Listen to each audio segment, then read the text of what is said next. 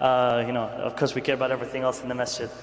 But today I want to talk to you guys about instilling leadership into your kids, into the kids of our masjid, right? We see, Sheikh Hamdi always says it, we always hear it online, is that the youth are the future of this ummah. The youth are the future, right? But when it comes to actually executing this is a different story.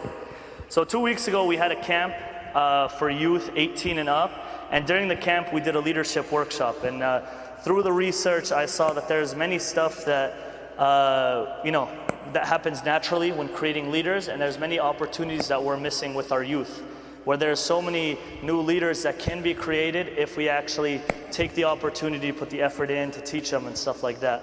So I just wanted to go into a few of those things that you guys can implement at home, and then stuff that we can try to implement at the masjid together, inshallah. So alhamdulillah, Hawthorne has been a masjid for the most part that supports their youth, that gives them money, and that we waste the money, but inshallah the youth, they get closer to the deen, they do some activities and stuff like that. So there is more that we can do. We could be a much bigger masjid if we actually implement some of this stuff. So I'll start it off with natural leaders. It's very rare that someone's going to be born and they know how to lead and they know how to take charge and stuff like that. But it is very easy, or not easy, it's simple on how to actually make these leaders, right?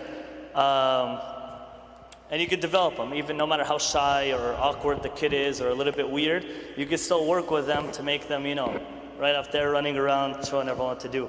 And a big thing about it is, one, the younger you start with building these leadership skills, the better they are. So I'll give the youth an example that they'll know, is let's say you're building a computer, right? So if you build a computer from the ground up, you can see that it takes more money. If your kids build computers, it's like $2,000 to build a computer, and they're like, Baba, please, it's super fast, it does everything, right?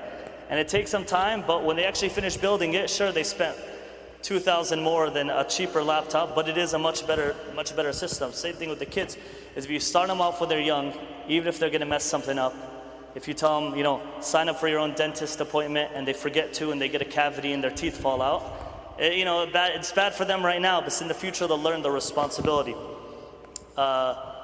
So I just want to go over different things that you guys can do to put the leadership qualities in them. If they're young, when they're learning to pray, let them lead you in salah. If you know they don't have wudu and they're not praying correctly, just let them lead you and just pray again right after. Again, it'll make them feel like they're older than they are, that they can actually do something. Let them bring them into family conversations. If you guys are inshallah going on a vacation soon, ask them for their advice. What do you guys think we should go? What should we do? Even if you ignore their advice, it just makes them feel like they had a say in the matter. If you're going to donate money, should we donate to children in Palestine, or should we donate to the masjid's hometown buffet property that you guys all should keep donating money to?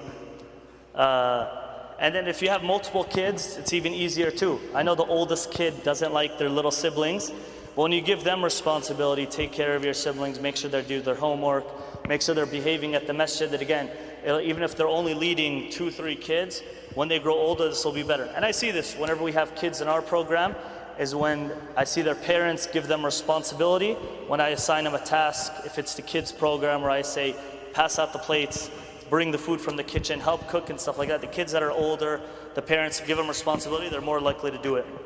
And the last piece of advice I say, and I know all the youth are going to hate me for saying this, but a lot of people here are immigrants, and so one thing that they always get to the house is government documents, visa application, tax information, and the dad will look at it and say, what does it say?